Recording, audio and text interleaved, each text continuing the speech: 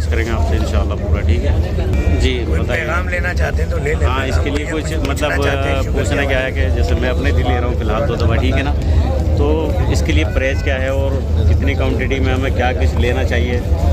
बात ये है कि हम लबलबे का इलाज करते हैं, 3 से 6 महीने का हम इलाज बताते हैं। अच्छा। मगर अक्सर मरीज आप हमारे यूट्यूब चैनल, फेसबुक पेज जी जी, या आप हमारे जो मॉर्निंग शो होता है उसमें मैंने जाके फेसबुक पे देखेंगे, देखा था।